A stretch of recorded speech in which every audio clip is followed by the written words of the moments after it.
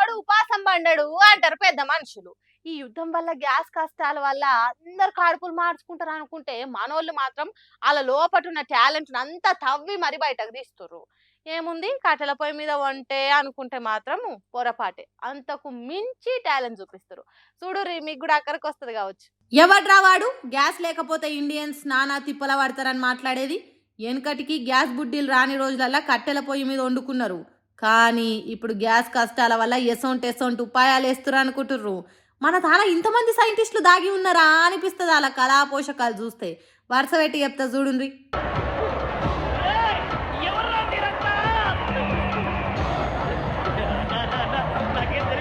ఓయమ్మా flash man, ఇదేందయ్యా ఇది? స్నానం చేయనీకి నీళ్లు సలసల మసిలినట్టు చారు ఎట్లా మసులుతుందో చూసిర్రా? అట్లుంటది మళ్ళీ మన వాళ్ళతోని. ఏం నీళ్లు కాగబెట్టనీకేనేనా హీటర్ ఉన్నది? అప్పుడప్పుడు ఇట్లా షారు కూడా మసల పెట్టొచ్చు, యాది పెట్టుకోరి.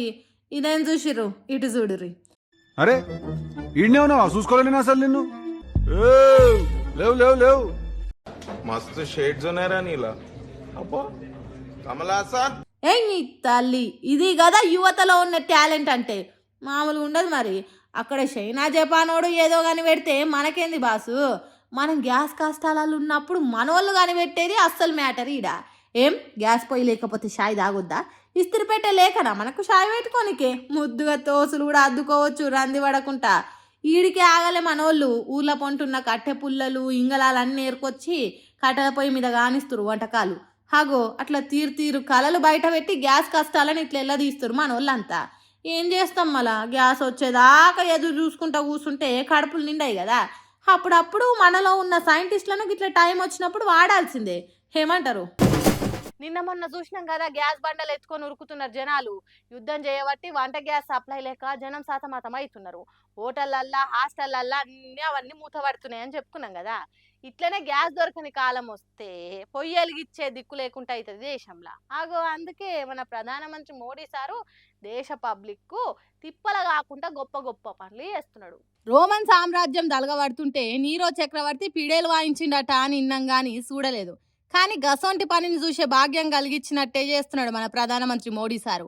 దేశంలో వంట గ్యాస్ కోసం పబ్లిక్ తాంటాలు వాడుతుంటే నరేంద్ర మోడీ సారు మాత్రము అస్సాం రాష్ట్రంలో ఓ పెద్ద షాపింగ్ మాల్ ఓపెనింగ్ చేసేటానికి గైహతికి పోయిండు. అక్కడున్న ఏక్తా షాపింగ్ మాల్ కు రిబ్బన్ కటింగ్ చేసి బ్రహ్మాండంగా షురూ చేయబోతున్నాడు. అబ్బా ఎంత గొప్ప పని చేస్తున్నాడు కదా మోడీ సారు. ఇంతటితో మన దేశంలో గ్యాస్ కష్టాలు తీరుడు ఖాయం అని అనుకునేరు.